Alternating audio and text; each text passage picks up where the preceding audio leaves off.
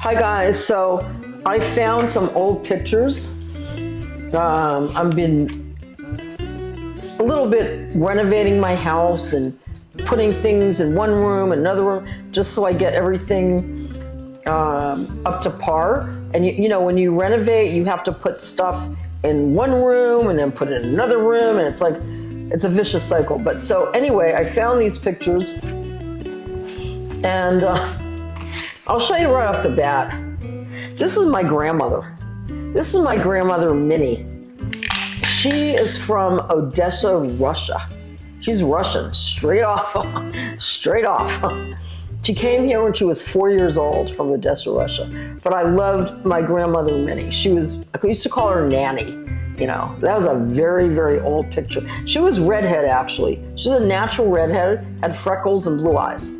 But somehow she used to dye her hair blonde, or maybe she was a natural blonde, dyed herself, I don't know. Whatever she was very light. I think her natural color was a dark, maybe a light, not a dark, but a light brown. I'm not exactly sure. And then I found a picture of my father. To me, he was a gorgeous man. And it's kind of personal, me even flashing him there, but I will. That's in 1944. He looked like Clark Gable. You guys remember Clark Gable? Yeah, okay. I'm gonna show you guys one more picture, and you know what? Later on down the line, I'll go through my whole picture chest with you and show you pictures of me, my family. I will take you down memory lane if you're interested. It's kind of interesting. I had a kind of interesting family. Right now, I'm just going to do a couple of things because I'm at the end of my line. Okay, I was, I think, 28 here. My ex-husband took this picture, and he portrayed me as a Hawaiian girl. That's why one of the flowers are cut out to use me as something. I don't remember what, but yeah, that's a picture of me at 28, natural picture. Yeah. So, yeah, I was a little hottie, I thought. I mean, a lot of people look at that. Bill, what did you think? Do you think she was a hottie? Yeah, you would. You would. So you like her? Where were you? So you came on to me, but you like her. Does that make sense, Bill? You fucking Bill. Come on, again, take it easy. Take it easy, man. Take it easy. I just said you look good. That's all. You're my love in my life. You know, you're my love in my life. I'm not saying, I'm not comparing. You're the love of my life. Yeah, my love, yeah, fucking piece of shit, Bill. Yeah, okay.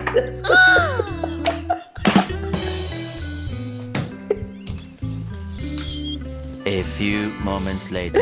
Oh, it's true. It's true, because the females don't like me.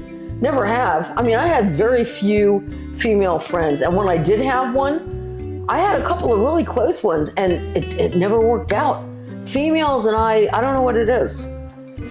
I don't understand what it is, but it just never worked out. My male guy friends, I have a lot longer than the female friends. I don't know. I can't really tell you, but yeah, there's a lot of history in this box, and you know, we might go through it all. Cameraman could just get a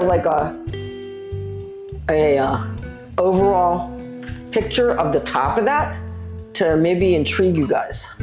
Yeah, we can actually do a story tale. If you got the pictures, I can follow through. We can do a whole video right now yeah, we can do that. Yeah, I was sunburned sitting out at my uncle's pool. I don't know where the hell he lived then, but whatever apartment he had. And I was hooked up with Donna. I met in AA. And Donna apparently was a hooker, and I didn't know. And they asked me for ID. Well, I said, absolutely not. And I mean, they weren't dressed as police officers. They were undercover. But I said, I'll give you nothing. And Donna goes, give them what they want. And so what I did is I said, okay. So I gave them ID, and they were satisfied. But they were like looking at me like I was a hooker. And I later found out Donna, who I was hooked up with through AA, was a hooker. She subsequently moved to Nashville, Tennessee. I don't know how she's doing. She wanted to be a singer. God bless you, Donna. Shit, that was like 40 years ago. I don't know, whatever. But that was in Lily Langtree's. Yeah, I took her out there to eat. Yeah, I paid for her gas, and we traveled about to all the casinos, had a great time. We ate. Neither one of us was drinking. That was the beauty part of it. She was a recovering alcoholic, so was I. We did not drink. We traveled about and ate and did things, and I had no idea she was a hooker. Okay, well, that happens. that happens. And since then, we have gone back to drinking. A long time ago for that. You know what? I'm not going to go through all these pictures. I will show one other picture that I really like. I was about 21 years old there. This was in Ocala, Florida. I was going out with a guy at that time that had horses in Ocala, Florida. Yeah, and I remember being there, yeah, with the horses, and it was a great time. Great time. Plus, I was looking pretty good then too, I thought. Okay, yeah, I was looking good. But you know what? The thing is, you get older and your body changes and your face changes, and now you're not what you used to be. And now, how do you handle that? Because I'm personally having a tough time handling that.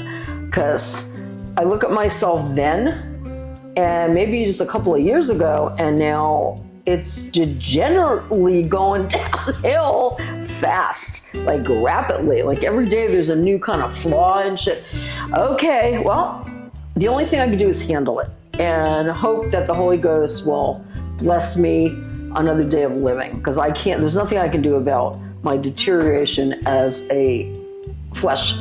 I'm in the flesh, you know? If I'm up there, in the spirit, I don't have to worry about all this stuff, but I'm still in the flesh. I'm still a human. And that's what the problem is. So I'm having trouble, you know, going from point A to point B to point C to point D and then to my grave, or I'm sorry, I'm not going to my grave, I'm going to my cremation. I'm having a little bit of difficulty with that, that's all.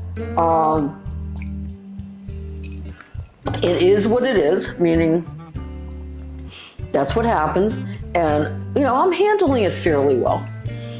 But, you know, I'm just looking at the days when I was that, and I'm looking at the days where I am like this. And actually, I'm okay for my age. I mean, I should just be thankful that I'm at the point that I'm at. I should just be thankful, because a lot of people are in worse shape and a lot younger than me. So I should just be thankful and not wonder. But you have to wonder. It's like a wonderment from where you were years ago to where you are now. It's like a whole lapse of time that you have to account for. And my God, where the hell was I then? You know, transgress back to where I was then. I remember that picture. I remember where I was. And it's so weird. And I remember where I was here too. And that's weird. And that's weird. So it's all weird that I remember all these pictures that were so long ago. And yet I'm here now as a totally different person than I was in any of those pictures. As you progress and you transgress and you progress and you go back and forth, you vacillate, and then you come to a determining point in your life where this is where you are. This is what you are. This is what you are. And I know what I am. I know what I have to do.